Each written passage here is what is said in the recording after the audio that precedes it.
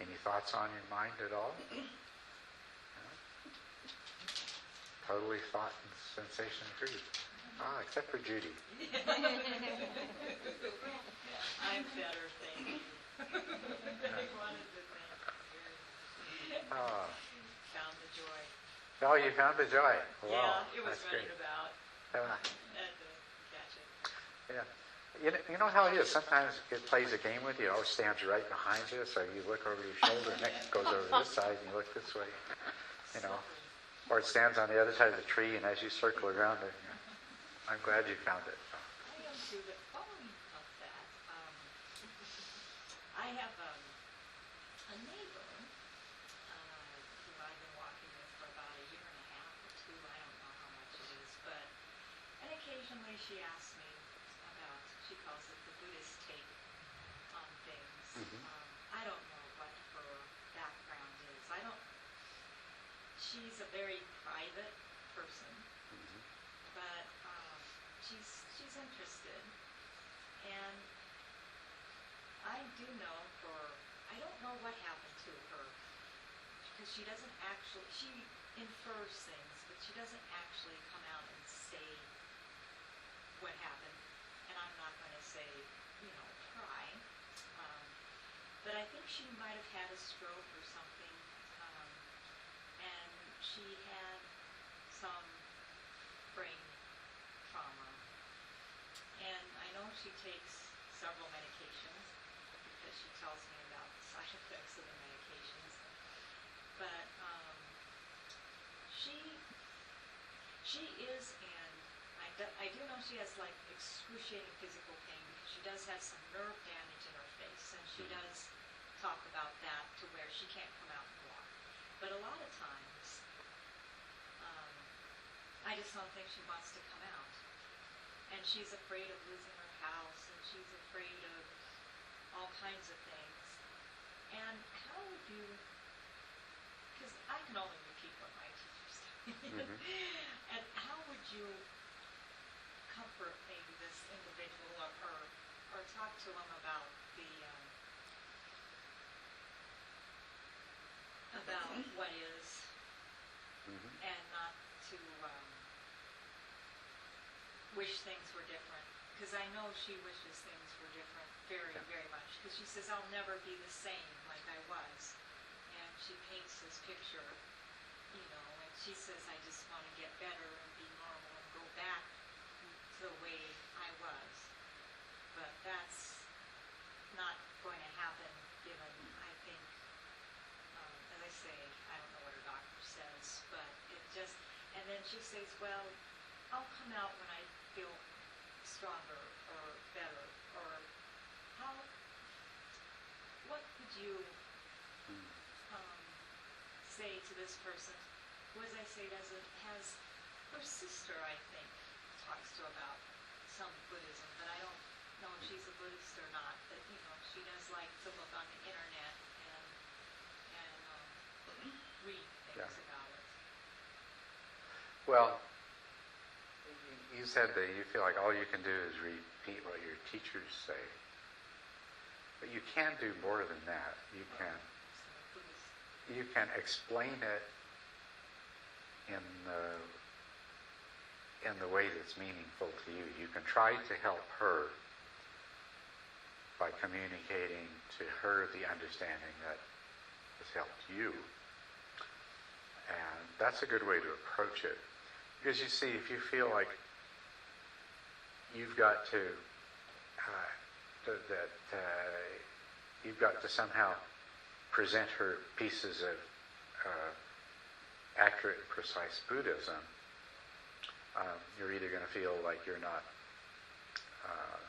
competent to do that, or else you're not really going to touch her with what she needs. She's going to hear a bunch of words that kind of don't really, she's not sure what they say or mean, but if you come from your heart to her heart and communicate what's meaningful that you understand, that's I think the best way to approach it.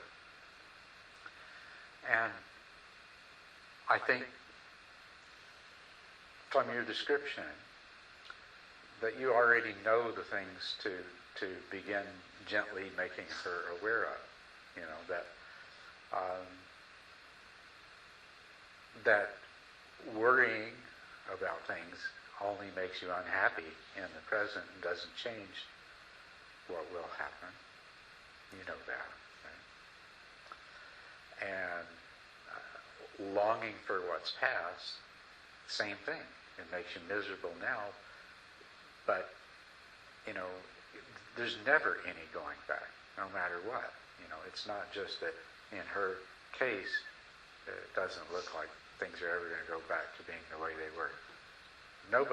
Anything has ever gone back to being the way that it was, period. Right? So, if you could just help her to understand the ways in which thinking in those terms is denying her comfort in the present, that would be very helpful.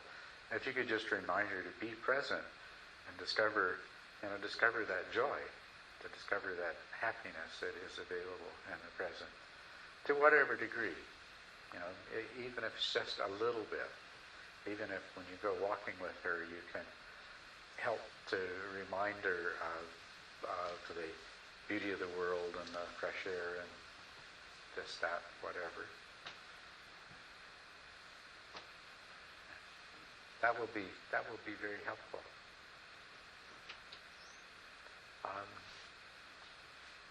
And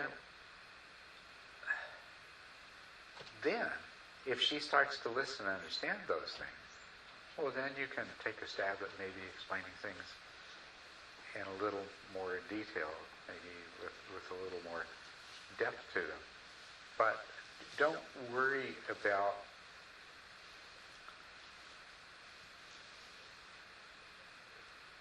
don't slip into the mode of reciting dogma at her that you heard from somebody else. Just keep it at the level of, well, this is how I understand it. And if you want to qualify it and say, I might not be getting this exactly right, but this is what I learned, and this is what's helped me, and this is how I understand it.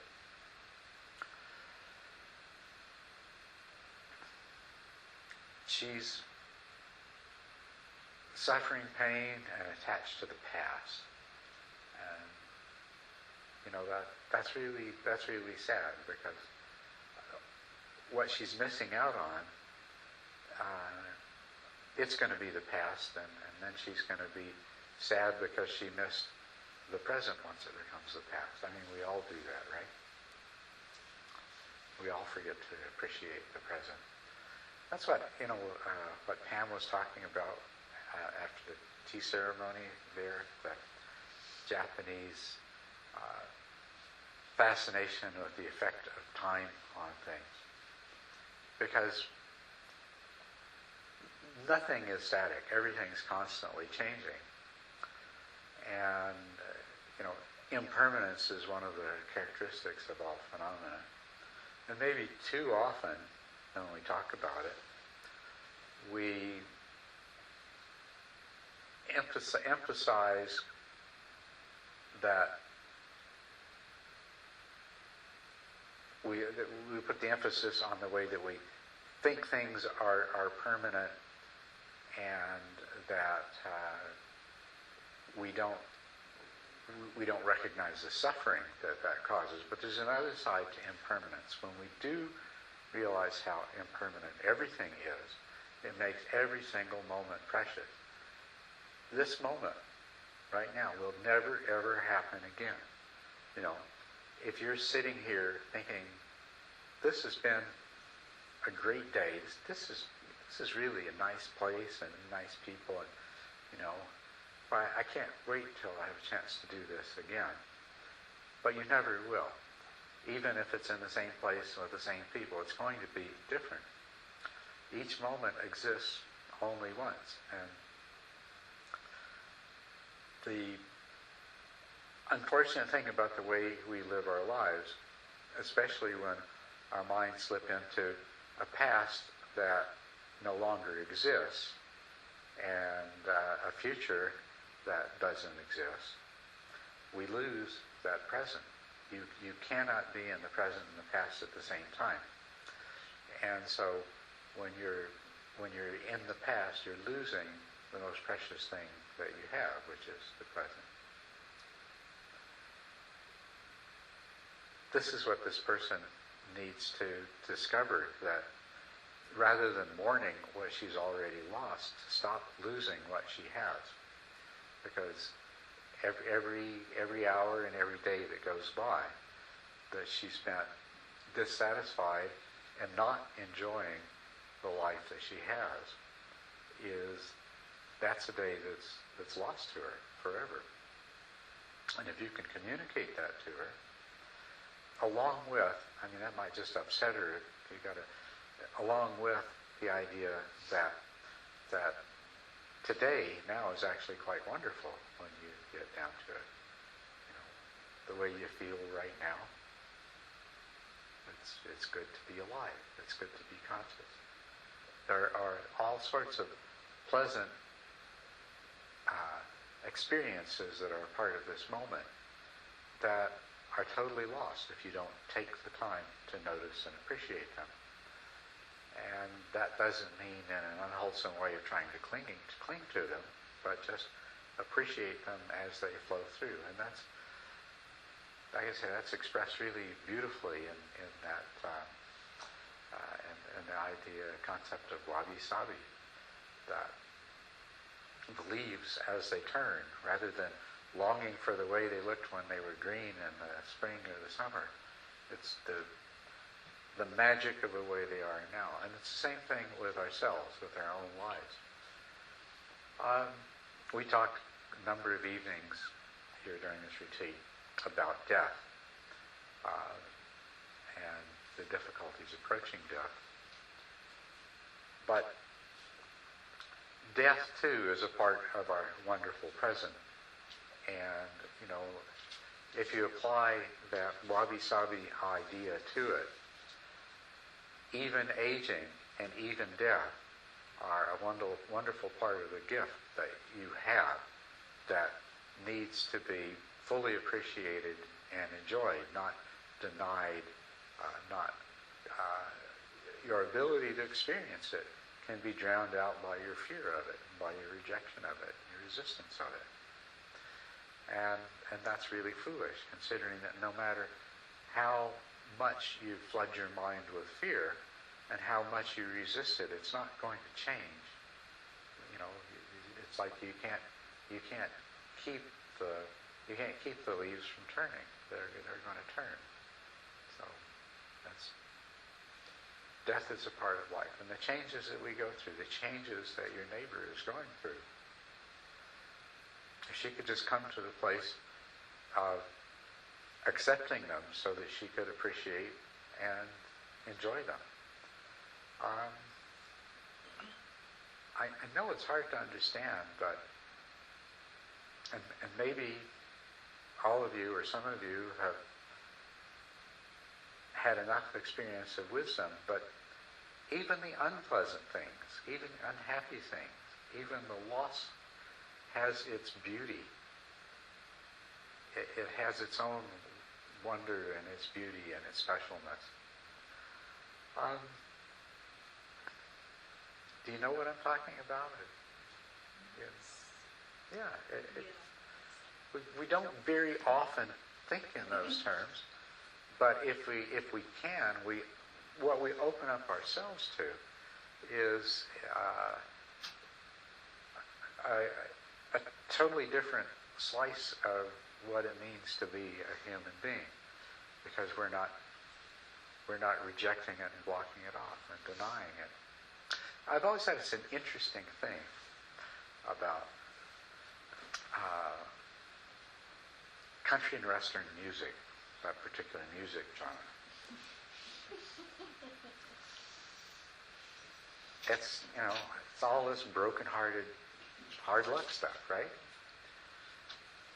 But people do love it, right? Some do. And why? Yeah, it's not just that. You know, I mean, if you're thinking, yeah, some people do, but I'm too sophisticated for that. But if you're too sophisticated, you probably still enjoy a really good tragedy, maybe a Shakespearean tragedy, or if you're not into Shakespeare, there's other tragic tales that touch your heart. And you've got to admit that you can experience joy and pleasure in that pathos. And of course, when we're listening to a broken-hearted love song, it's different than being a broken-hearted lover. And what's the difference?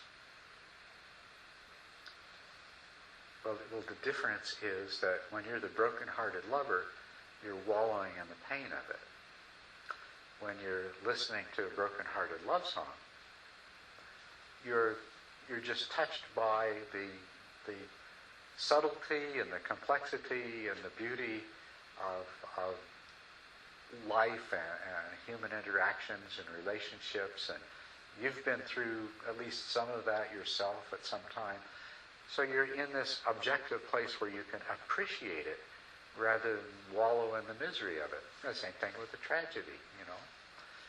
Any sort of heart-touching, tragic tale is that perhaps if it were happening to you'd have no appreciation for it at all. But you have that objective, non-attached vantage point by which you can experience it as something of beauty and experience a genuine pleasure in your appreciation of it. Well, there is absolutely no reason why we can't do that in our own personal tragedies as well. Admittedly, it's not as easy as having the idea suggested to you or having the idea occur to you. You have to learn to have that kind of objective appreciation. But once you do, then, you know, from this point on, your life, all of our lives, are going to be characterized by a lot of loss. We're going to lose health, we're going to lose vitality, we're going to lose mobility, we're going to lose mental clarity, we're going to lose friends, we're going to lose property, you name it. Loss, loss, loss, loss, loss. Well, you know, it can either be terrible or it can just be part of the wonder of the way the world works, and we are a part of it. You know, and we're part of it in a way that we live the exquisite wonder of it. It's only when we get overly attached to our sense of self and possessiveness and being and having and so forth that we have difficulty doing that. So, another way that you can make use of your relationship with your neighbor is look how much there is to learn from it. You can, at the same time that you are trying to help your neighbor by sharing the benefit of what you've learned, at the same time you can learn much more by looking at your neighbor and seeing, yes, that's the kind of mistake that I make too. And this is a good reminder. This tells me where I can end up going if I'm not mindful and if I didn't know the things that I do know.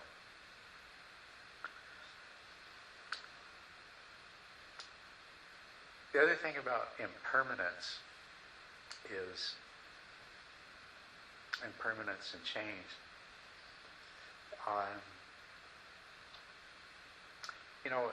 I guess it's kind of the same thing, but we take so much for granted that, like, this is such a beautiful place. And I would hate to ever get to the place where I took it for granted, where I walked outside didn't look at those mountains or look at the sky or hear the birds or something, and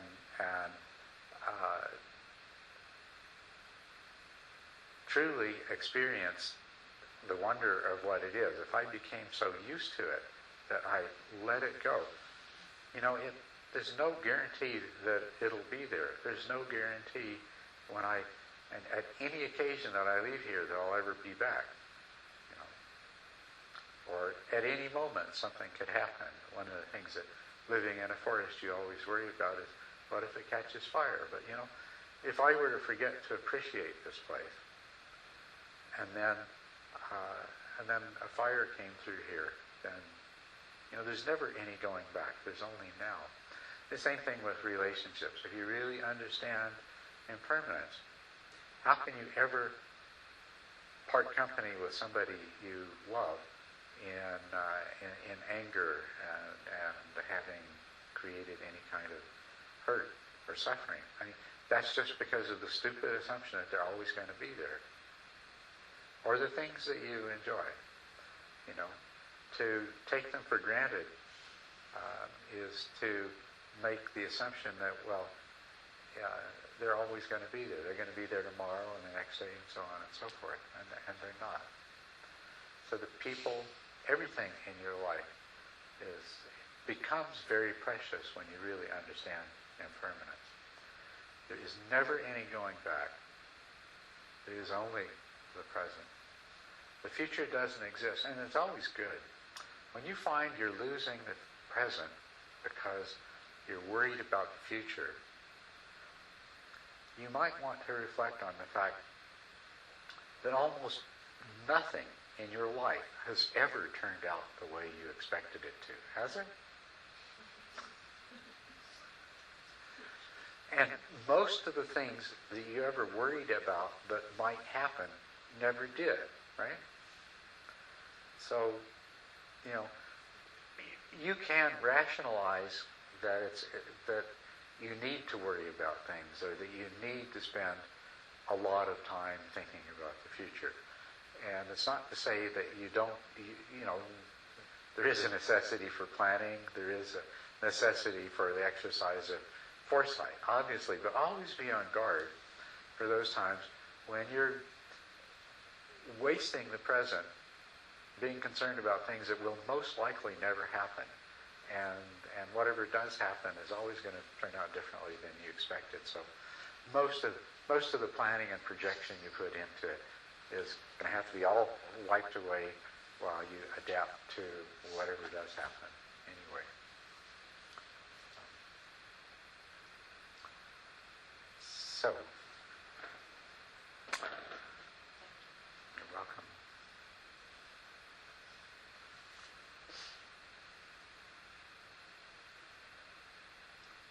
That's the positive side of impermanence. There's a tremendous positive side. When you really understand impermanence, it will change the way you live your life. And you will live a better life, a happier life. And you'll be a lot better to all the people around you, too.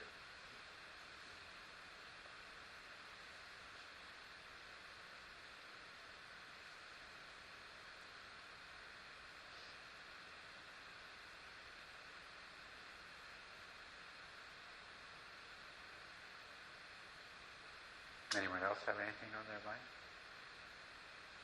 I'm curious about the difference between dry versus wet meditation. Have you heard those terms? Yes, I know those terms. Although, most usually you don't say wet. What do you say? Dry versus... what? Uh-oh.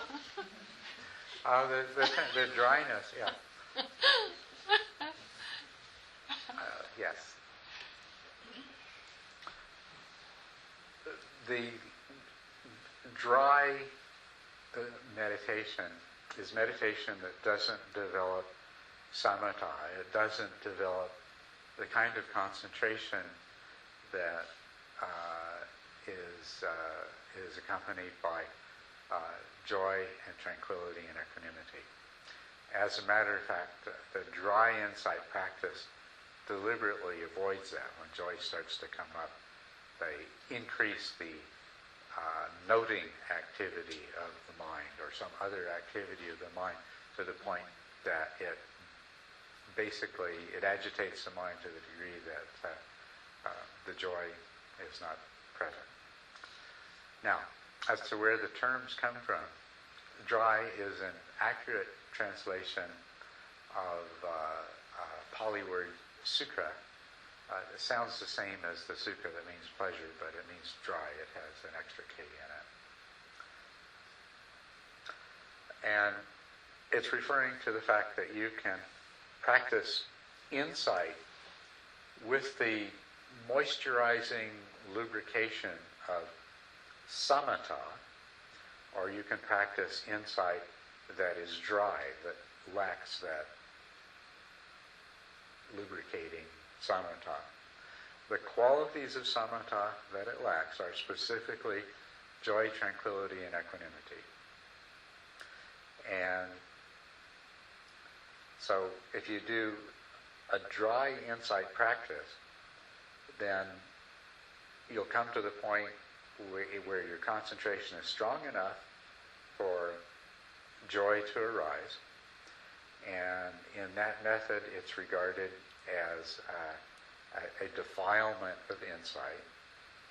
And so you will increase the intensity of your noting practice and ignore the joy, and it will go away. So then in that practice, you will proceed to experience the rapid dissolution of phenomenon, both sensations but also mental objects. And then this will make you extremely aware of the characteristics of impermanence and suffering and emptiness. And that will lead to what's called, when you become very aware of the passing away of everything, that's called the knowledge of dissolution. The knowledge of dissolution is followed by the knowledge of fear, which is where you see that everything is impermanent, and you see that that clinging to anything is a cause of suffering. And so the next knowledge that arises after the knowledge of fear is a knowledge of misery, because your mind seeks any way out of this, and no matter where it turns, it finds the same thing, the emptiness and impermanence and suffering in the meditation. And that's followed by the knowledge of disgust. You become disgusted with this existence, with this whole life. And then, at some point, your disgust, your fear, your misery and disgust exhaust themselves. You actually become drained emotionally. The yogi is typically at this stage physically miserable. Their body aches and they feel like they're sick and they're emotionally drained and everything else. And so they arrive at the knowledge of recollection, and in this they realize that what they have seen through their insight practice is just so terrible that the only hope is that there really is a liberation, that there really is an awakening or enlightenment at the end of the path. And so that gives rise to the knowledge of determination. They make the determination that no matter how miserable they feel, that they will go back to practicing diligently. They'll continue the practice until they achieve their breakthrough. And so with this knowledge of determination, then as they practice, they will then at that point finally achieve the characteristics of samatha that are tranquility and equanimity. And so it comes to a stage called the knowledge of equanimity towards formations. And at this point, they enjoy the qualities of samatha, which allow them to confront the reality that they've had this insight into, and then they will achieve awakening. The next stages that occur happen instantaneously. I don't need to go into them, but the knowledge of equanimity towards formations can last a long time, but it's basically equivalent to samatha. So this is called dry insight, because they've gone through the stages of insight without, as they say, the moisturizing lubrication of samatha, the joy, tranquility, and equanimity. But it's not, of course, completely without it, because it comes later. What it says in the sutras about this is that, what it says in the sutras is that, best I can remember the way it's worded,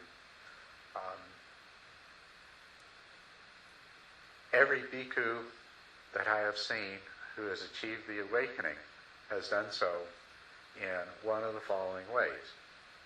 Either they have first attained insight, or they first attained samatha and then insight, or they have attained insight and then samatha, or they have attained insight and samatha yoked together.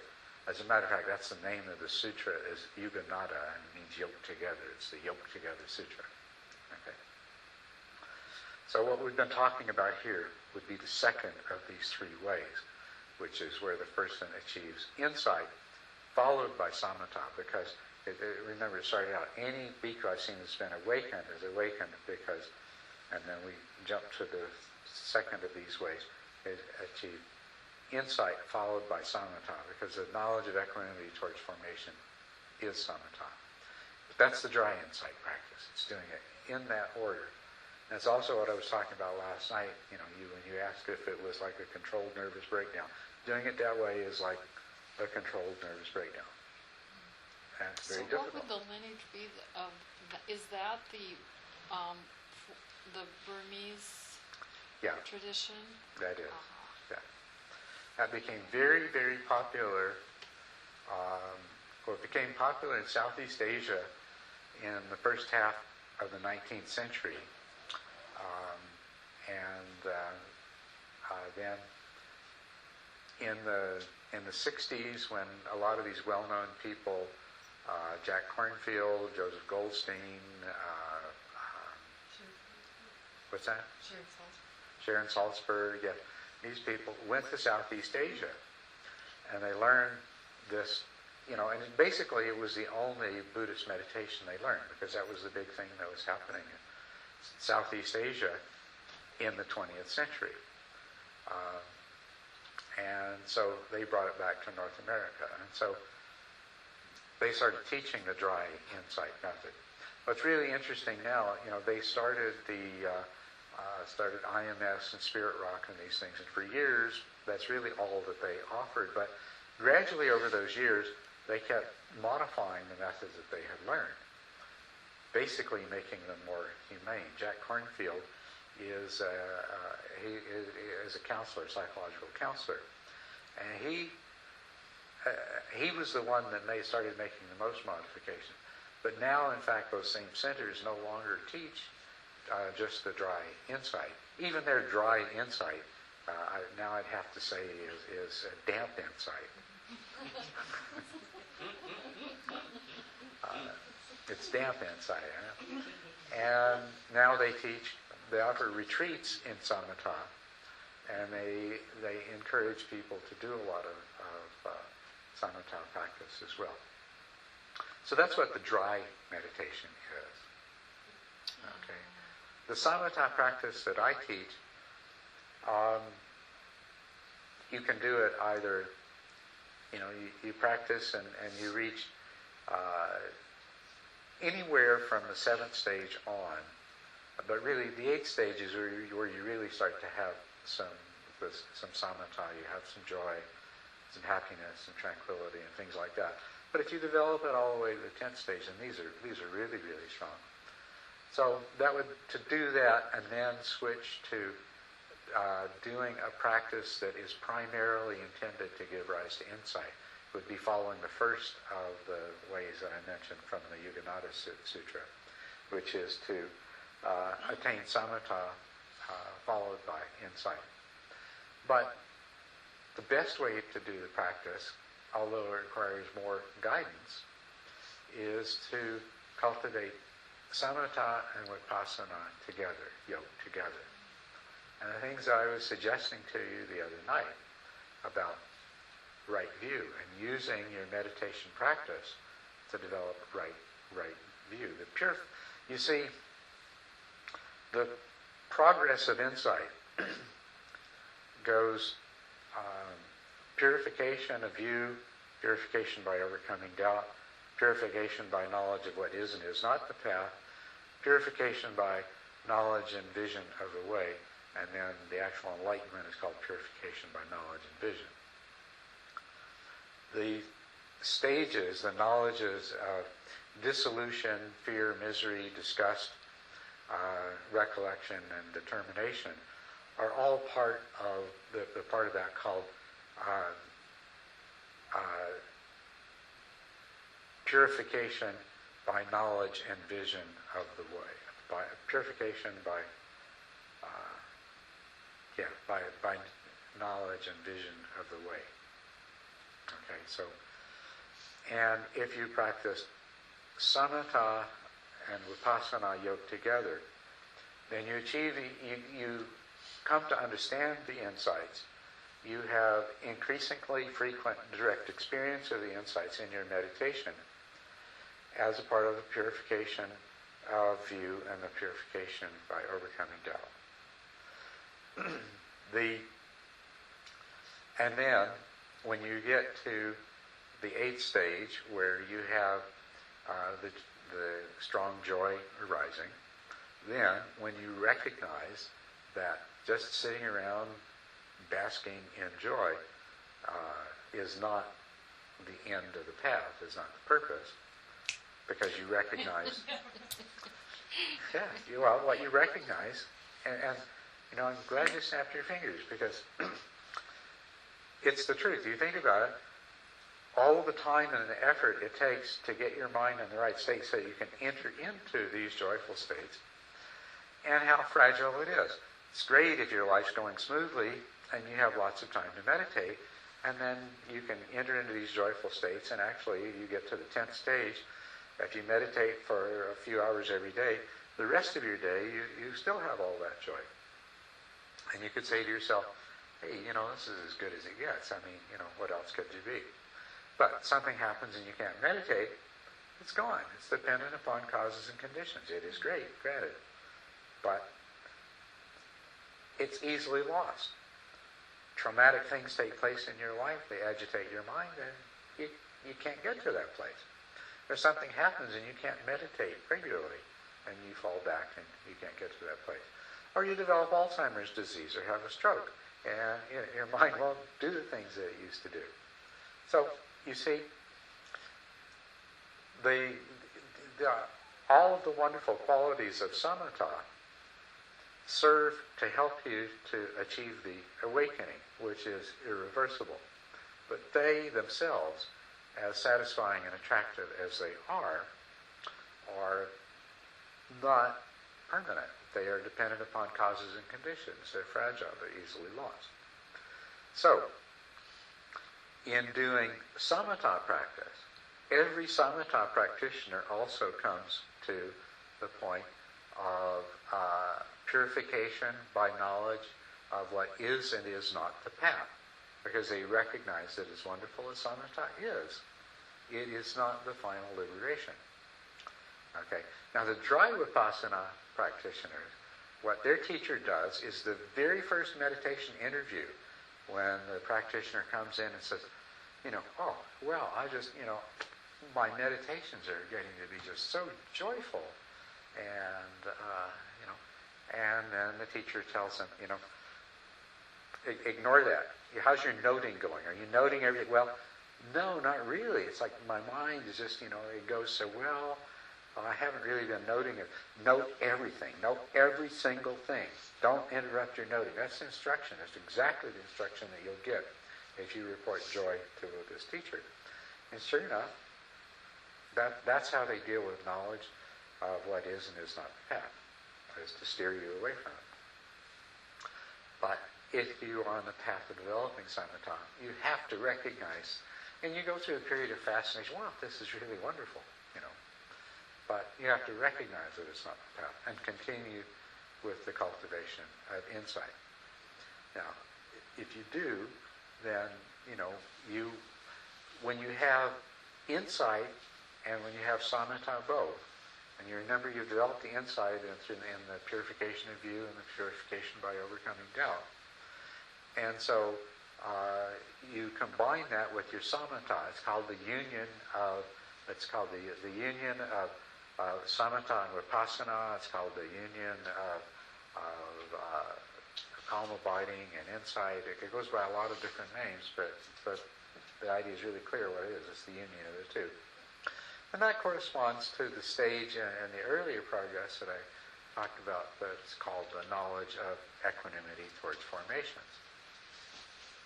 But you have just managed to bypass, for the most part. I mean, it doesn't guarantee that you won't still experience some periods of being very disconcerted and disturbed by these insights, because the more deeply you appreciate the truth of suffering, and that is disturbing, and to the degree that you're not sufficiently unattached from the idea of self, you're going to be affected by that, and you're going to be caught by it. But anyway,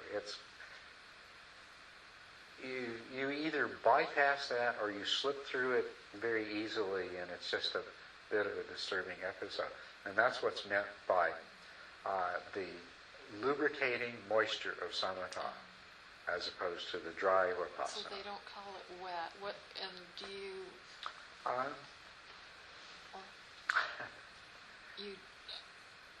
guess that's. It's just vipassana with samatha. That's the. There may be some term, and I'm just not remembering it. And maybe later tonight or tomorrow it'll pop in. I think, oh yeah, I forgot that. That's right. That's the thing. But right now I can't remember. I can't remember any term corresponding to dry vipassana to describe other than samatha vipassana or samatha and vipassana together. Thank you. So John, are you in a space where you are that you feel that you have equanimity regardless of causes and conditions? I have oodles and boodles of equanimity.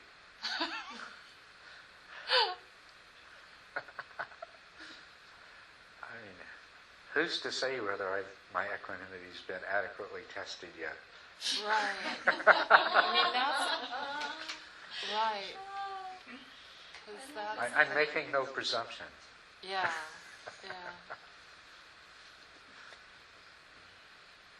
But I'm not too worried about it. Yeah. That's a good sign. Thank you so much. That's exactly, you're right. So the path of being yoked together is a tradition, more of a Tibetan tradition. It's actually like a Thai. It's a original way, as far as I can discern from reading the sutras that the Buddha taught his disciples, and it was, I think, the original predominant path in the Theravadan tradition. But somewhere along the line, their meditation thing got derailed, and by the late 19th century, not late 19th century, probably more like late 18th, and 19. When the Europeans came to Southeast Asia, by that time, the European influence was disruptive to the culture and the practices. But already by the time the Europeans arrived, most monks didn't meditate, and those that did ended up in sort of a trance-like dullness.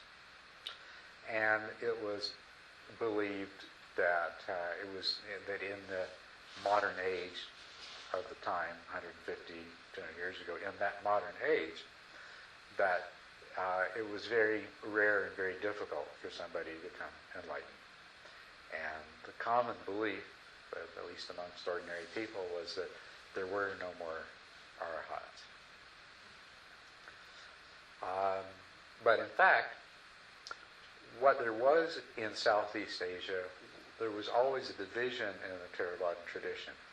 There were the monastic monks, and then there were the forest monks, the forest tradition, the ones that said, hey, the Buddha and his bhikkhus didn't live in fancy places giving sermons to lay people and taking vast quantities of money and food and gold and everything else in.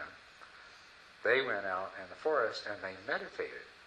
And so there was always the forest meditation tradition. And this dry vipassana came from the forest tradition. Of course, the samatha vipassana also survived in the forest tradition. But it was the dry vipassana that was introduced in the monasteries as the antidote to the terrible thing that was happening there. The dullness? Very few people were meditating, and meditating was more of a trance-like withdrawal from everything. And so the dry vipassana was brought in, and it was taught as being the total opposite of this wrong, bad thing that people were doing. Now, unfortunately, and that makes perfect sense. I mean, if you can imagine yourself as somebody like Mahasi Sayadaw, who was one of the main people that introduced this, that you learned this in the forest tradition and you came to the monasteries and you saw that the meditation that they were teaching was leading people into a dull trance, and it was being called samatha, and you had been trained in this other tradition that led to enlightenment, then you would preach strongly against the concentration practices and encourage everybody to take up this new practice, this alternative practice. And that's exactly what happened. And it worked. And people started becoming enlightened again. And so it spread all over Southeast Asia, dry vipassana. During the first half of the 20th century, it spread throughout Southeast Asia like a wildfire. And it displaced pretty much all of the other meditation traditions in the Theravada, which is why in the 60s, when all these Americans and Europeans arrived over there, that's what they found. And this was, quote, Buddhism. It was Buddhist meditation, and that's what they brought back. That's enlightening. Thank you. You're welcome. Yeah. How does what you just described about the path of not dry vipassana, but shamatha vipassana, how does that compare with the Tibetan practices? Well, it's very similar, except that the Tibetans do a different kind of vipassana. The samatha part of it's exactly the same, and they yoke them together in a different way. So, in the Tibetan practice, the monk or the yogi would learn samatha and at the same time do a lot of analytical meditation to develop vipassana. And then when they had achieved samatha, then they would achieve the union of samatha and vipassana by taking the intellectual understandings and the insights that they gained from their analytical meditation and taking them as the object of samatha meditation. Well, and that's only one of, there's actually, it's an oversimplification. Even in the Theravadan tradition, there are at least that I know of, at least half a dozen different dry vipassana methods. Samatha is taught in several different ways in Theravadan tradition. When you go to the Tibetan tradition, each of the big Tibetan schools has a whole bunch of different ways that they approach vipassana. So, but there's more of the differences in the vipassana side of it than in the samatha side of it. And I think that's because vipassana is not a meditation method. Vipassana is something you want to achieve an insight and understanding. So there's many different ways you can approach gaining an understanding. Therefore, there's bound to be many different types of vipassana practices intended to produce insight. Samatha, on the other hand, is training the mind in concentration and mindful awareness. And everybody's mind is pretty much the same. And so the training pretty much has to happen in the same way. The difference is that in the description of the training, which is essentially the same Theravada or any of the different Mahayana schools, except the program that they give the yogi to follow, the Theravada program is pretty simple. It's based on a small number of steps. The typical Mahayana program for samatha is based on the 9 stages of Kamala Shila, but with very little elaboration. They're like one-line statements, and it's up to the yogi to figure out what on earth it means. Or if they're lucky, their teacher has done enough meditation that maybe they can explain what that line means. So, but the fact is that everybody has to go through the same stage, and that's what I did. Is I took the method I was taught in several different traditions, and I put them together and allowed them and expanded the information content. So what I'm giving you is essentially a souped-up version of the same samatha method that appears more or less in most of the Buddhist traditions. Now, when you get into Zen, and I really haven't spent much time studying Zen, but it's pretty different. But they've got to go through all the same stages, except their approach is simplest of all. It's go sit down. If you fall asleep, I'm going to whack you with a stick. So why would a teacher recommend one vipassana method over another? Say, Well, I think the main reason in actual fact in the world reality is because that's the way they learned. That's what their teacher taught them. But the ideal reason would be that because really, before we get to the ideal reason, we'll say an even better pragmatic reason would be that the teacher really understands this method inside out, and therefore it's the one that they know how to teach. But if a person understands more than one vipassana method, then the way they teach it would ideally be suited to the individual that they're trying to teach. And I think that's the skill of the Buddha. And I find myself trying to do that, but largely always falling back on, well, what I know best is what I learn.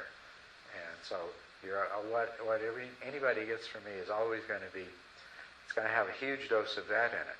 But I do understand these other methods and how they work, and I have practiced them myself. And I would love to get to the point where I could intuitively recognize what's the right way for one person to go and direct them that way. But insight, it's the very nature of insight. It's how do you make the person have an aha moment? And there's not one way for that. There's an infinite number of ways. And there's not one size fits all. Some people are really prone to success using the analytical methods of certain of the Tibetan traditions. And that's where they sit down and they use just pure logic. And they memorize logical arguments.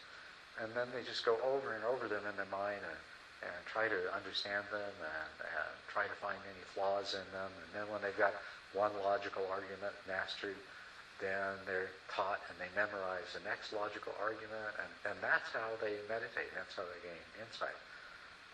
That's a totally different way than the method of the method I described to you the other night. And that in turn is even more different than the dry vipassana method, which is it involves every single thing that you experience, you label it. And then even when your mind starts to function quickly enough that you don't put a verbal label on it anymore, you still note it. You non-verbally recognize it. So you create a situation where your mind is constantly jumping from any sensation, any object that consciousness takes, your mind jumps to conceptualization. And as soon as the conceptualization has occurred, the mind jumps back to the monitoring of direct experience. So you train yourself so your mind's jumping back and forth, back and forth, back and forth, and you're making progress when you start to have 2, 4, 6, 8, 12 noticings per second, 16 noticings per second, when the faster your mind goes and stays sharp. And what does it lead to? Well, it leads to direct insight into impermanence. Surprise, surprise. Of course it does. You rev your mind up so that it's trying to hit every single thing that appears in conscious awareness, and you're going to discover the truth of impermanence. So there's all kinds of different ways. They're quite different, dramatically different from each other. And they all seem to work? Well, you would assume that any method that is still around at least worked long enough in the beginning that people keep hoping.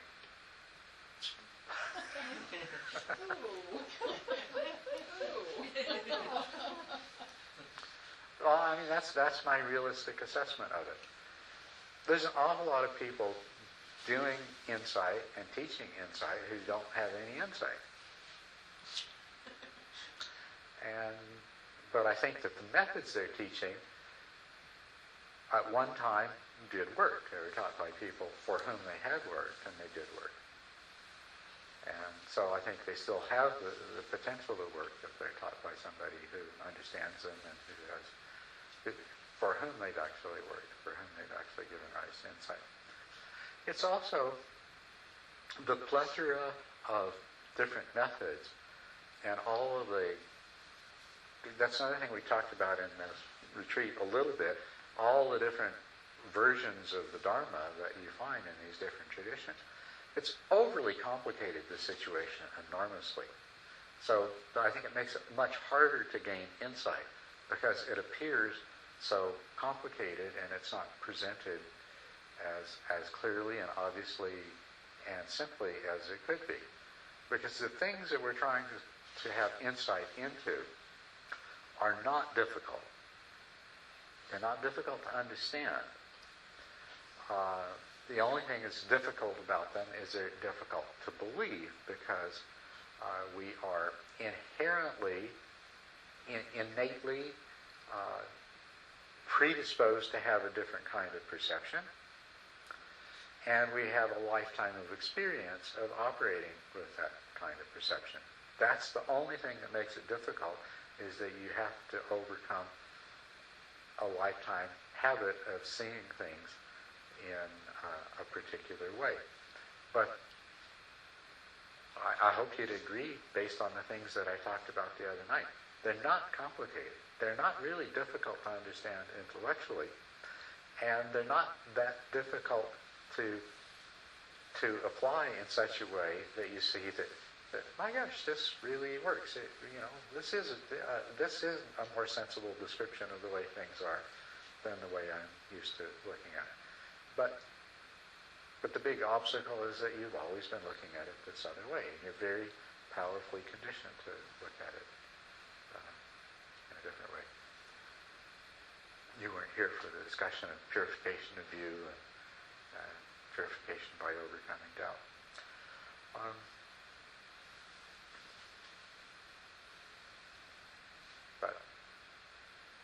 But yeah, the insights themselves, they're not like some really enormously complicated, hard to grasp thing. The fact that the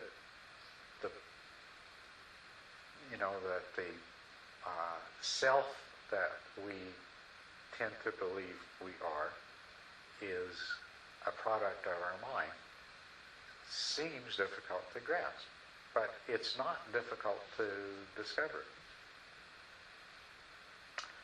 And this is one that you would know, because you know that all these neuroscientists and a lot of philosophers of consciousness and people working in cognitive sciences have discovered this. So just doing science, you can discover that the self is just a fabrication of the mind.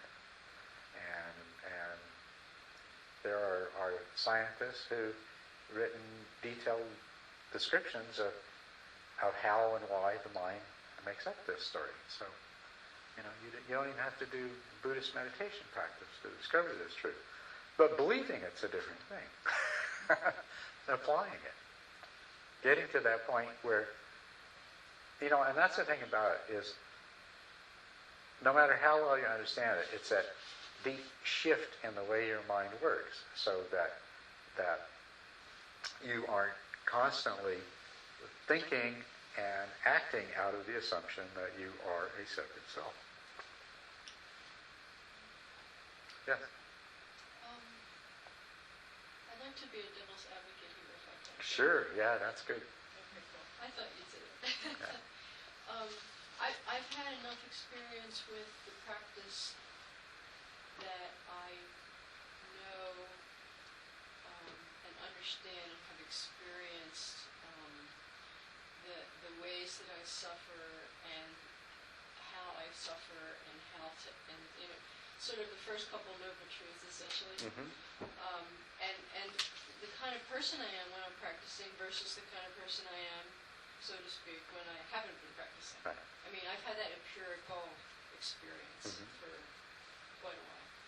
But my question is, it really relates to the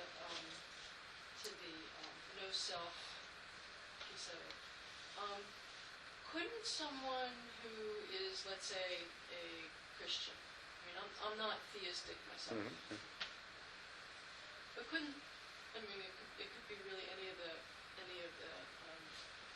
monotheistic religions, but let's just say someone who's Christian. Couldn't they say to you, well, I have the experience of knowing Jesus, and this is real to me, and I know for sure that this is reality, and you tell me I can't prove it to you, but you can't really prove to me what you're saying about Buddhist truth. I mean, couldn't someone say that? Oh, certainly, basically equate those two and say, well, when it comes down to it, there's one sort of central piece of Buddhism, maybe about the whole rebirth, understanding rebirth and karma. I mean, couldn't someone say, well, that's all fine, but you can't really prove that? In the same way that you might say to me as a Christian, that's fine, but you can't really prove to me that what you're saying your Christian beliefs are in fact real, ultimately real. Okay. Yes. Well, on the one hand, there's some things that cannot be disproved. If a Christian said to me that I believe I have a soul because I was told this, because it says so in the Bible, I believe I have a soul. Even if I can't find it, even if there's no proof or evidence from it, of it. Even if, I still believe, and as a Buddhist, I can't, there's no way I can rule out the possibility that somehow there is such a thing as a soul that is completely ineffable, is completely beyond so I can't rule that out, absolutely. But I don't try to. But as a Buddhist, what I could point out to that person is, yes, but what I'm saying is that the self that you think you are, not this hypothetical soul that you believe you have in it, but the self have somehow. This self that you think you are, and that you feel that you are, and that gets offended, and that experiences desire, wants satisfaction and gratification. This self that you feel you are that suffers pain and feels hatred for the source of the pain. I could challenge you to investigate and see if you could find that self. And what you'll find is the desire and the hatred and so on and so forth, but you won't find that self that you believe that you've had. So I can set aside the discussion of this hypothetical, entirely spiritual soul and focus on this belief in a self that's actually at the root of the problem. And that would be the approach that I would take there with that. The other part of this, in Buddhism, there are a lot of things that you absolutely do not need. You do not need to believe in rebirth. As a matter of fact, one of the highest Buddhist teachers in Burma just flat said, "It's garbage. That's what do you call it? Superstitious nonsense." The concept of rebirth, the only function that it serves in Buddhism is that until you achieve a level of understanding that results in a higher morality, the idea of rebirth produces a motivation to behave yourself because there's consequences. And it's not essential. The only thing in Buddhism that you could say is in that kind of category that is essential is the idea of nirvana. But that too, if somebody says to you, I'm not going to spend all my time doing these practices until you can convince me that nirvana exists, well, I'd have to convince them on emotional grounds because you can't on logical or conceptual. It's not possible. But the one thing is that if they do the practices, they can find out for themselves. And that is one of the fetters that falls away on stream entry, is the overcoming of doubt, which is overcoming the doubt that there is such a thing as enlightenment and there is such a thing as nirvana. But that's the only way that you can satisfy that one. But other things like rebirth, you don't need to believe it. You can say, you can throw it out the window. It serves a limited purpose. Of course, there's a lot of things that you might be left needing to understand and to explain, but it is absolutely not essential for the rest of the Dharma. Okay? Well, what about the rebirth that takes place inside this cycle of dependent origination? Rebirth, yeah. That happens every day, all the time. Yes, and we just that's right. completely keep going around this wheel of samsara. That's samsaric rebirth. Yes, thank you for mentioning that, because that is the valuable teaching of rebirth in Buddhism. An important one is that every morning when you wake up, you're reborn. And what you are is a result of your past karma. And not only that, when we look at dependent origination, we realize every moment we are reborn, and every moment we are creating ourselves, and every moment we are generating the karma and experiencing the fruits of the karma. So in that regard, rebirth is a very important and key doctrine. But the rebirth that happens beyond the physical death and the cremation of the body or the burial of the body is, so, yeah. Thank you very much, Deborah, for that very important, extremely important point. That's the important role that rebirth plays in Buddhism, is dependent origination. And I think that is really, that is its true significance, soteriologically. Because what might or might not happen at the death of the body is not really particularly important, except perhaps for emotional reasons and things like that. Which isn't, at the same time, I am not denying the truth of what the Buddhists taught, which is that the karmic propensities are reborn and do manifest in a different form in the future. And I can understand how that happens. I can understand that on the basis of Buddhist doctrine.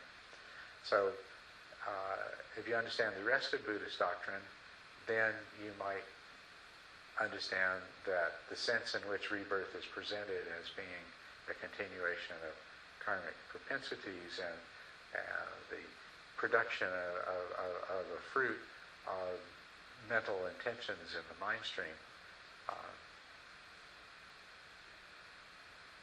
But you don't have to believe it out of hand. So I like this. Can you be devil's advocate some more?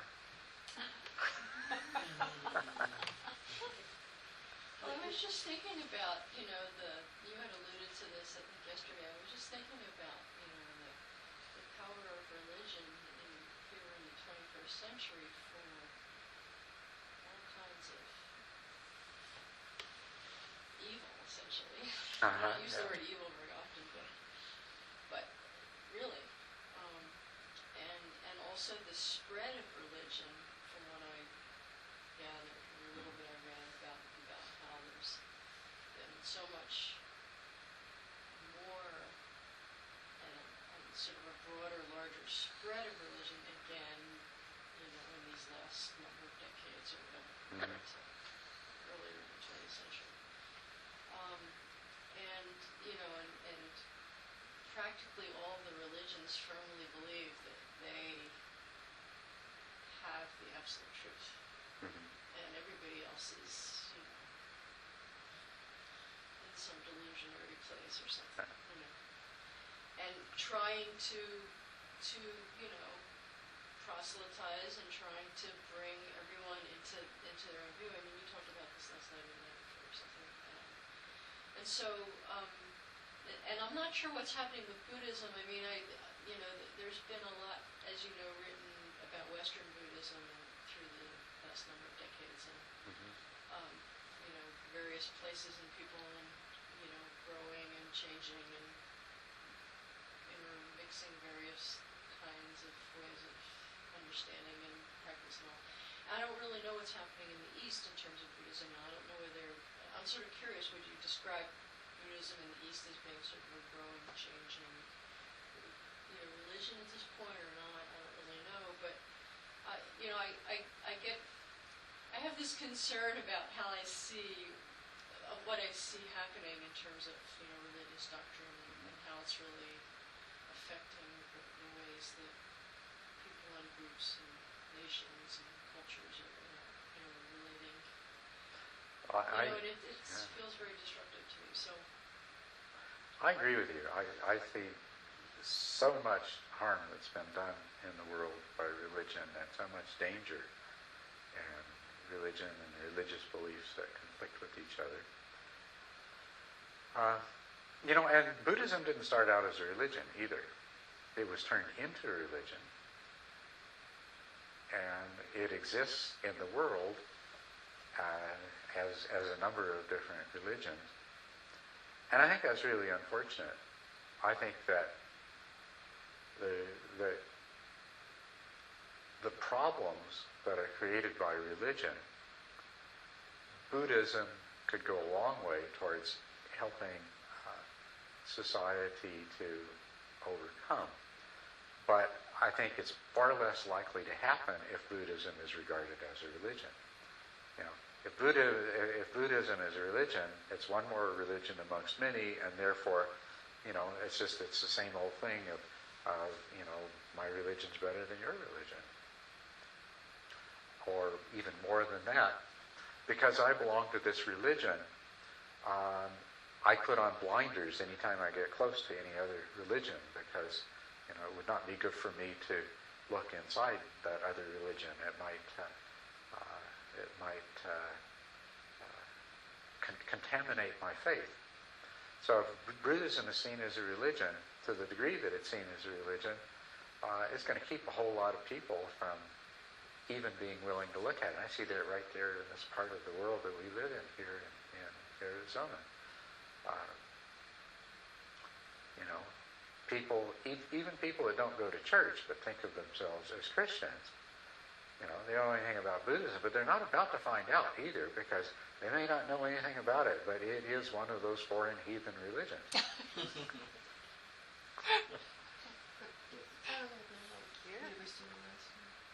She was asking about Asian. Yeah.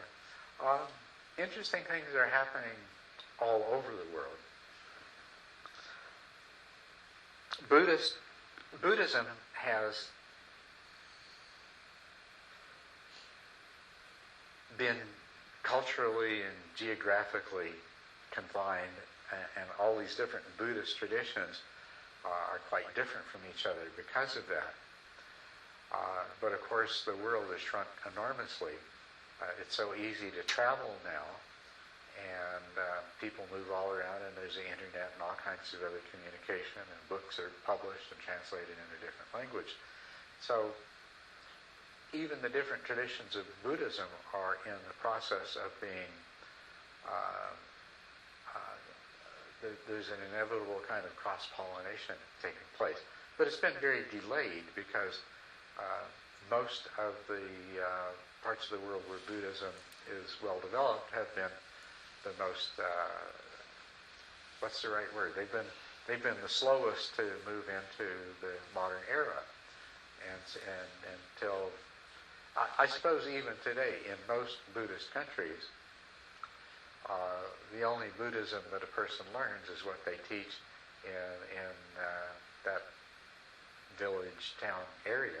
Because most people in those countries still live out their whole life without ever traveling more than, you know, maybe 100 or 200 miles away from where they were born. But it's all changing. The big changes in Buddhism, I think, are happening in North America. Because, well, for one thing, there's all the Westerners who are looking at all these different traditions. You know, and you go to any city, and they've got their Zen centers, and they've got their Theravadan centers, and they've got their Tibetan Buddhist centers, and they've got all these different things there. Not to mention that they'll probably have a place that teaches Advaita Vedanta from the other non-Buddhist Eastern traditions as well. And Westerners feel no particular. They're shopping. They have no brand allegiance. Maybe that limited brand allegiance that if they first became involved with Zen, or they first became involved with Tibetan Buddhism, but it's not that strong, and they're still very open to exploring and combining and everything. But the other thing is the Asians that moved to North America. The Chinese are a good example. But in addition to them, there's the Vietnamese who have a completely different kind of Buddhism than the Chinese do, and so on and so forth. So they move here, and they have their own temples, and they basically transplant their tradition from their country to here.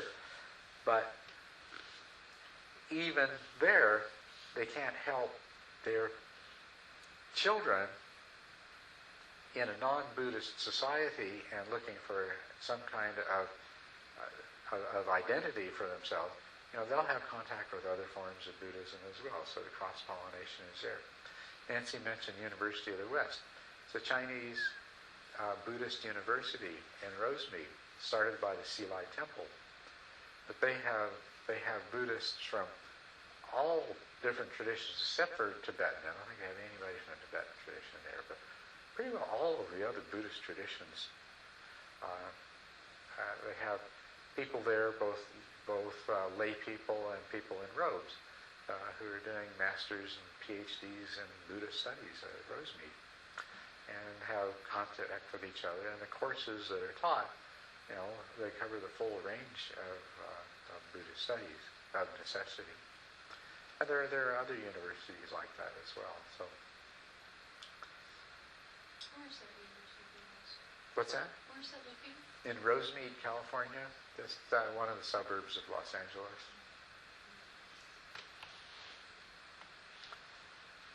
But there is a problem I see with Buddhism being religious. On the other side, there are certain advantages to it. It certainly fills the need that human beings have that religions are intended to fill. And, I have adopted the ancient Buddhist custom of observing Uposatha Day because it fits in so well in our culture, and I can't believe that more Buddhists haven't done that with Buddhism coming to the West. But Uposatha Day was observed on the quarters of the moon, or approximately once a week. We're not on a lunar calendar anymore, but once a week still comes out to be once a week. And Western society has always observed a Sabbath, whether it's on Saturday or Sunday, and it's pretty much ingrained. And so, Buddhism can fit into the religious infrastructure. Buddhist teaching and the tax structure allows a nonprofit organization to become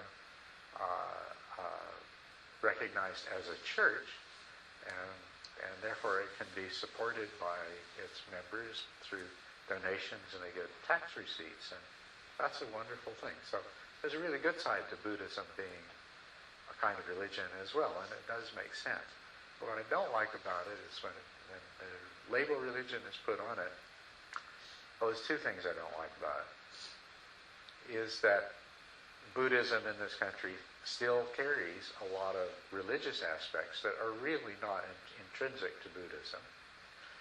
And secondly, it puts Buddhism on the same scale with Seventh-day Adventists and Baptists and Catholics and Jews and everything else, that, oh yeah, you're another religion just like us, and therefore the only interaction we'll have with you is one of denouncing your beliefs in favor of ours.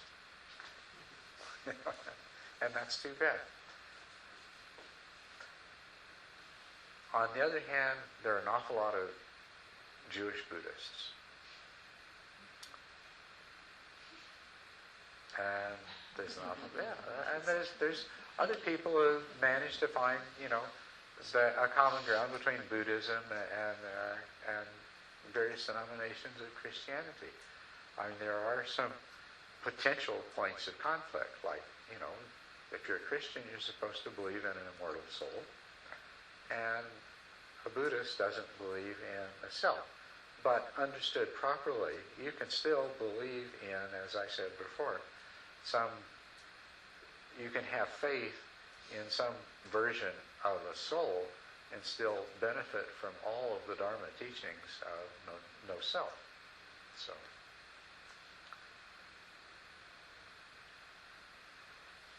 it's a marvelous little thing to be living in this time and see what's happening.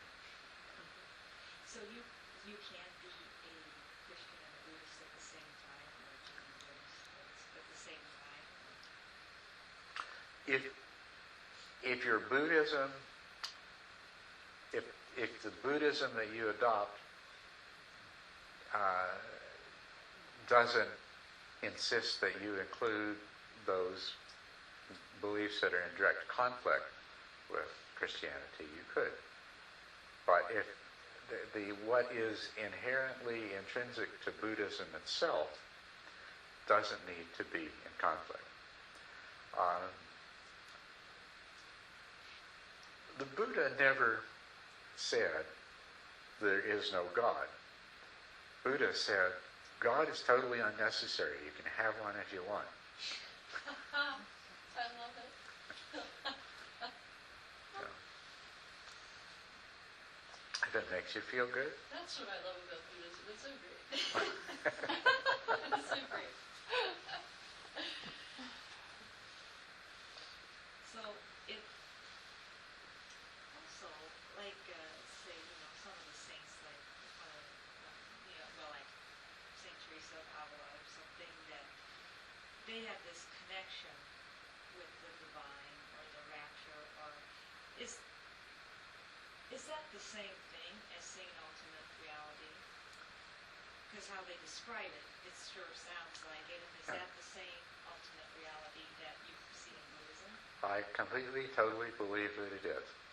I believe that the Vedantists who have achieved union with Brahman and the Christian mystics who have achieved divine union with God and the Buddhists who've achieved nirvana or the direct experience of emptiness or all the other labels you might like, they're all talking about exactly the same thing. There's different ways of conceptualizing it, and even more significantly, different ways of dressing it up mythologically. So, because you bring this whole religious structure with you to these things, as well as the conceptual structure. But I believe they're exactly the same thing. I think, I think that all of the famous Christian mystics achieved Buddhahood. That's what they did. That's what they were talking about. And they didn't need any Buddhist doctrine to do it either. But I think you can look at the path they followed and see, well, you can see that it's, it's like you can get to the top of the mountain from any side. And no matter which side you go up, there's certain things in common about what's going to happen between the bottom and the top. And I think you can see the similarities there. So there are other ways to become enlightened than what we teach in Buddhism. But the advantage of Buddhism is it's very systematic. It's completely understood. It's not hit or miss. It's been tried out and proved over and over again. So it's a way that will work if you follow it systematically. It will get you there. But it doesn't mean it's the only way to get there. I've also been studying for years, reading accounts of people. There's people who don't belong to any religion, have never done any practice, who are enlightened.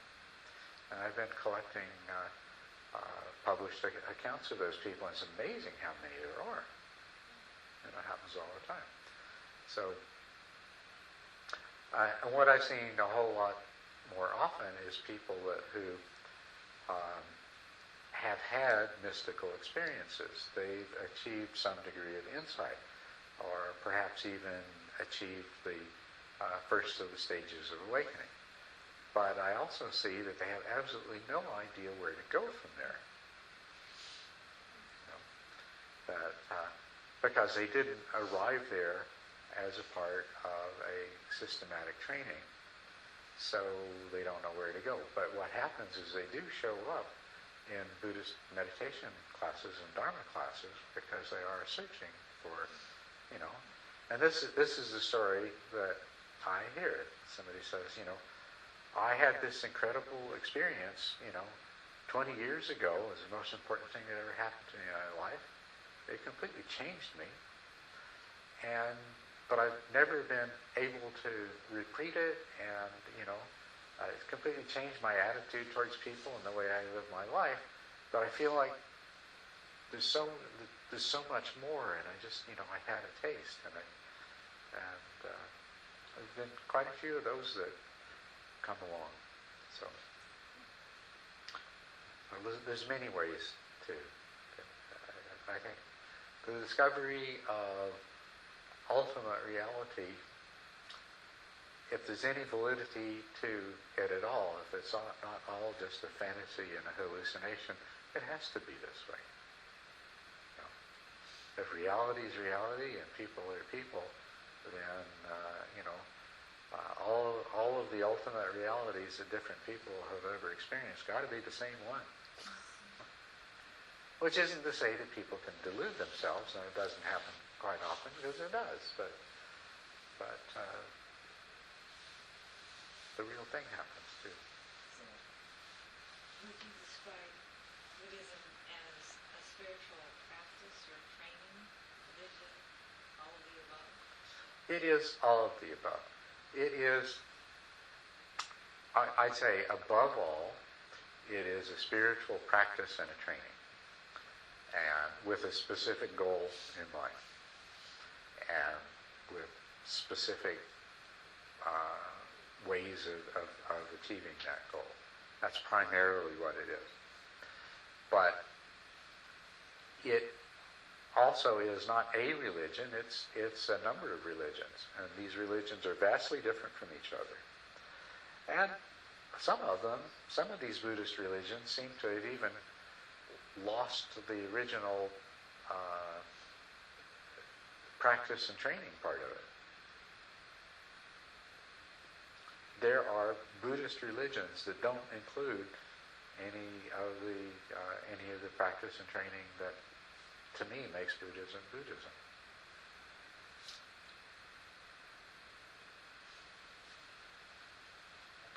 The belief that you can chant the name of the Lotus Sutra in Japanese in a group of people,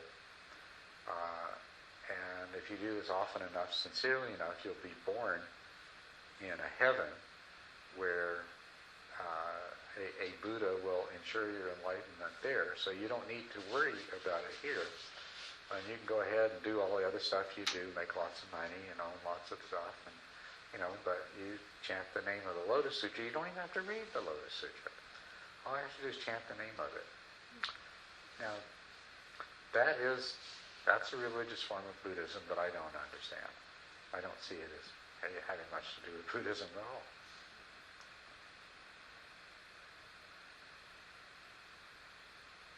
So the Buddha never said that. He just said that if you want God, you can have it, or he didn't really say that.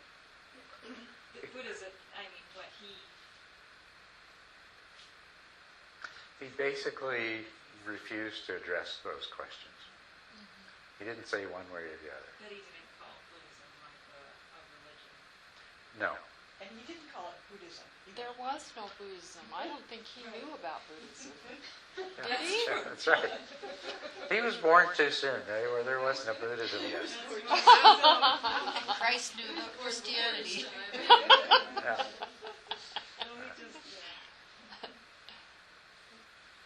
He taught the end of suffering. He said, the only thing I teach is suffering and the end of suffering. That's right. That's all. Yeah. He was very. That's the most you could ever get him to say in terms of defining what the whole thing was about. Of course, you could elaborate on that, as we've seen. Well, okay, what is suffering?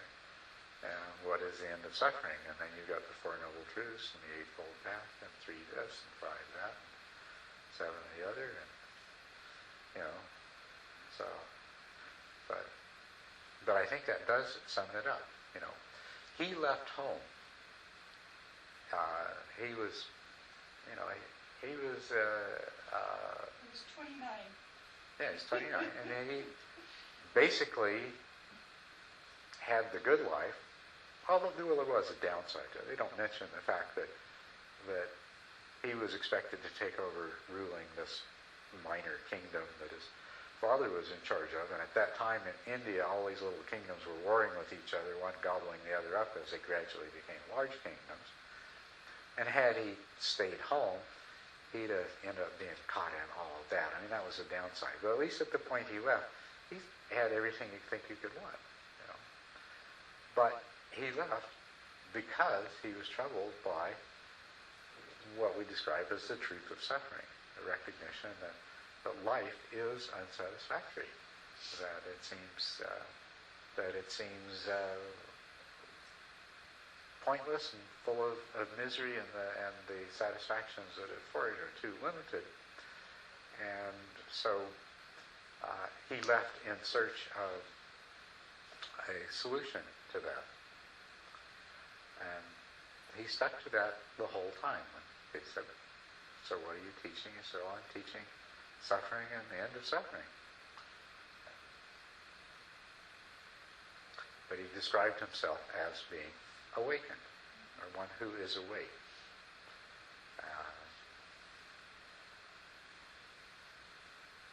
Because you can't have an end of suffering without waking up. So when suffering ends, you have wisdom at the same time. And you get compassion too as a part of the package. It just seems that, they're not separable. End of suffering, wisdom, and compassion. But you don't have to be interested in the wisdom or the compassion. You can just go for the end of suffering. Some people go into Buddhism for the wisdom side of it. They want to understand. They want to know. What's that? I didn't hear what you said. Some people go into Buddhism because they're searching for wisdom. Yeah. They want answers. They want understanding. They want the real truth. I want to know what's really going on. And that's why I went into it. I wanted to understand. But you go into it looking for wisdom, and you get end of suffering and compassion. It's like, and I suppose maybe some people go into it looking for compassion, but they'll get the whole package. You can't really separate them. I started out the way you said, that a lot of people come to you with having had an experience that I couldn't explain long time ago, and it was always there. Actually, when I was 8 years old, I used to do walking meditation. I had no idea what it was, but it felt like the right thing to do. So, always I was searching, like he was trying to find wisdom through all the philosophers and this and that. And I thought, oh, this is it. Oh, no, that's not it. Oh, it must be this. No, it's not that. And then I heard, the first time I ever heard of Dharma talk, it was like that resonated. Mm-hmm. And it sounded true. And that started, my whole search or my whole process. Not search, I stopped searching. I just... Well, you focused your search then, yeah. Started practicing. But, one thing the Dalai Lama always says, I have only sat with him about 3 or 4 times, but he says to Westerners, because mostly the audience is Westerners, he says, take what you've learned in Buddhism and take it back to your own tradition. Right. So he's always sort of like pointing us back to our own traditions, and I think a lot of us left our traditions for probably very good reason. It's just part of the process. It's real hard to think of. I don't think I could be a Catholic again. Although I study sometimes with a Zen Roshi who's also a Catholic priest, and I've had the experience of being at an intense Zen retreat for 8 days, and then seeing him transform into a priest and celebrate Mass. It's very disconcerting. Very disconcerting, Yeah. It's That's in Tucson, or is that? It's in Tucson. Pat Hawk Roshi at Zen Desert Sangha. I've had a similar experience of periodically finding myself in a synagogue or,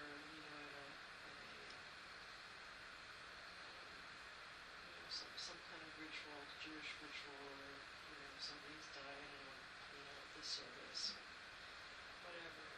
And I even took a class at one of the synagogues last winter, I guess it was, for a couple of sessions, and I just couldn't go back.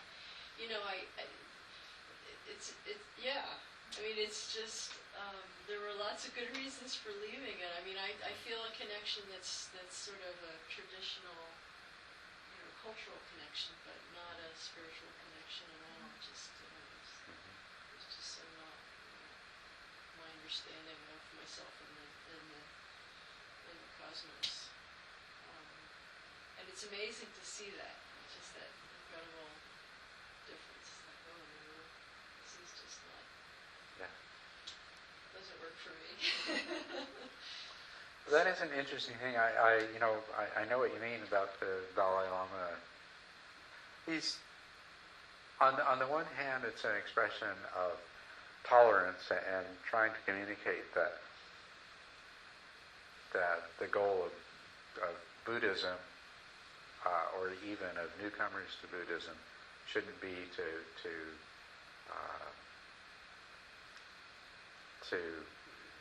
deny the validity of other religions. But I think I've often thought most of the people that he's saying that to are already, they've already decided that they've come to Buddhism because it appears to offer something that they didn't get where they were before. But it is good that he goes on the public record as saying that, and there's not this appearance that, Buddhism is out to take over the world. The other thing is, it would be really wonderful if the Buddhist ideas could be incorporated into these other religions and begin to modify them and make a change. I don't know that it's happened with anything except, to a very small degree, it has happened with Catholicism. Thomas Merton really began that. And then there's Father Keating and I can't remember the name of the other one with the centering prayer movement. What's that? Father Lawrence, I think, because he worked with the dog. That's somebody that I don't know about. I was trying to think of somebody, Father Keating, and the other one I'm trying to think of. What's that? Is it Rohr? R-O-H-R? Not the one that I'm thinking of. No, I don't know that person. But they're more in the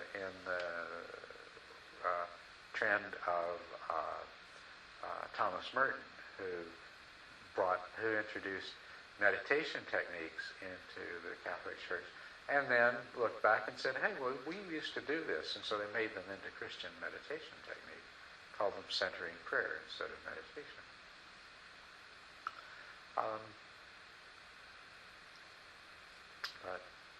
I don't know where any of that stuff is going to go, but you become Buddhist and people will notice, and that will have an impact. But could you say something about your experience? Because you had kind of a unique experience as a seminarian, didn't you? Well, yeah,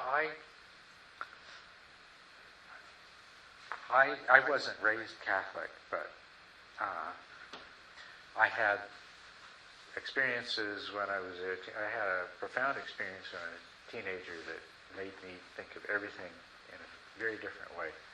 And then I was looking for spiritual answers, and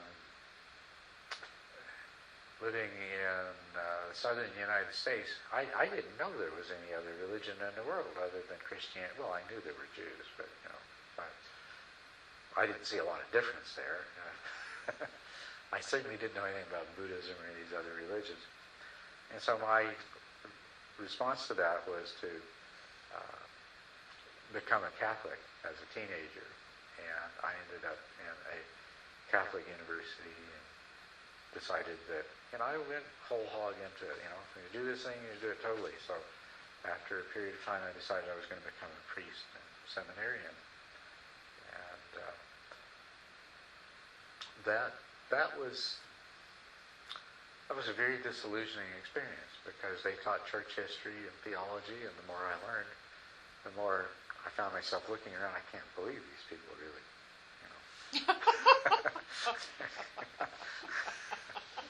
this is not for real. And if it is, they even talk about it and teach it in the classroom. I keep it a secret. You don't believe in limbo? What's that? You don't believe in limbo? Anyway, so I became very disillusioned with Catholicism and with Christianity. And, well, it was really obvious that they didn't have anything at all to offer that was in line with what the answers that I was looking for and the experiences that I had had, which so as a matter of fact, they were the opposite to it. So I explored several different routes. Of course, that was back in the 60s. I explored the whole psychedelic thing. And I got interested in Indian mysticism and Hindu and Vedanta. And of course, there were very, very few resources. There were no teachers, and I was trying to teach myself from books that I'd gotten from the Advaita Vedanta Society and or the Vivekananda Vedanta Society in Chicago. I mail ordered, trying to teach myself to meditate, studying Patanjali's Yoga Sutras and things like that. And then later on, Maharishi Mahesh Yogi came along and finally found out how to actually do meditation, and was going to become a meditation teacher there. But then, pretty much your experience, the first time I heard a Dharma talk, it's like, wow, okay, this is what I've been looking for. And one of the parts of that first talk that was very important, was just the right thing for me to hear, was that I didn't have to accept anything at all on faith. It was come and see for yourself. Try it and see for yourself. And that struck me at such a deep emotional level. I had to learn more about it just because I thought it was so wonderful that there was any teacher or any belief system anywhere that would be that open. There's an obligation, even if it turned out to be total bunkum, to at least look into it because they were so open to say, come and see for yourself. Yeah, I haven't looked back since.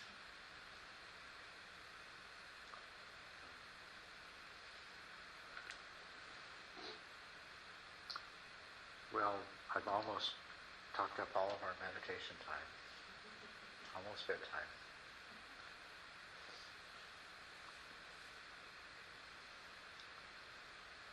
In this last few minutes, and there is just literally a few minutes. Anyone else have anything to say? We do have a couple more minutes here. Anything else on your mind? Are you familiar with Eckhart Tolle? Yes, I am.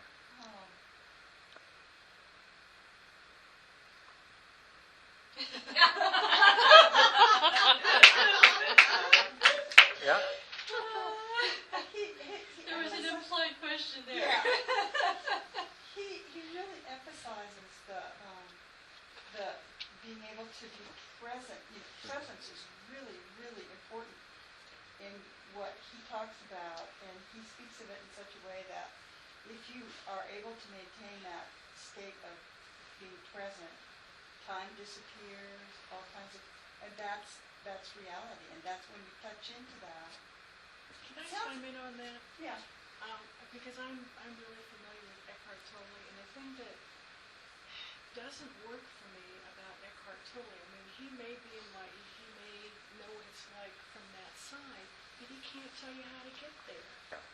I mean, he got there from suicidal depression, and that's not something that's duplicatable. I mean, he Right. didn't have a method or Yeah. a way to Right, get he there. was one of those that you're talking about, right? Yes, that's Yeah. right. So He he's was. teaching, what it's like finally, Right. but They just wake Not- up and they're yeah. enlightened. Byron Katie, Yeah. have you heard of Yeah. her? Byron Katie, nobody yeah. Yeah. can duplicate that. It's not Yeah. Yeah, systematic. I agree with you completely, Debbie. That's exactly the impression I had. I read the Power of Now, and I haven't really read his second book, but I've listened to a lot of his recorded talks, and I kept having the same thought that this guy, he really knows what he's talking about, but he doesn't have a clear-cut way to help somebody else to get there. And he's absolutely right. If you can be totally 100% completely present, then you'll have exactly the experience that we're working to. I mean, that's what you do when your meditation is successful. When you have samatha and when you have power of mindfulness, you are 100% totally, completely present, and you can be so present that your mind can penetrate the illusion that you're in and see. So he's not talking about anything different than what we're talking about. But at least we have a way to get there, other than say, try to get completely present. Well, you know what it's like to try to meditate, and so to tell people to be completely present, it's a wonderful idea, but it's just not going to help very many people. But his stuff about the pain body and stuff is fantastic. Oh yeah, I mean, that's like phenomenal. his description of the pain body and the way it works. I mean, that too is not anything different than we're talking about, but boy, that's probably one of the clearest and best ways of expressing it that I've ever heard articulated. Is that ego? Is that what you would consider ego, pain body? Not really, but it is definitely a manifestation Grasping. of ego. Did you say it's grasping? Well, it's grasping, yeah. It's So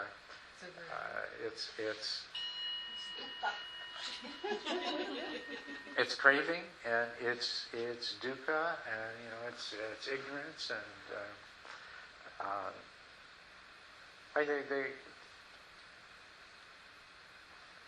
yeah, it's just a really good description of what happens to people and what they do to each other because of it. It's very useful. I would say the things like that Eckhart Tolle teaches are very useful. I would say that there's quite a few things that he teaches that will be useful to people, but I think what he lacks is a clear path of how you get from where you are to where he is. Because I don't think he knows quite how he got there himself. But maybe he'll figure it out. That would be wonderful. I really like Eckhart Tolle. It's just nice to know that there are all these beings who are sort of enlightened in lieu of the question I asked a couple nights ago. Yes, right. That are present here now for whatever reason. Yes.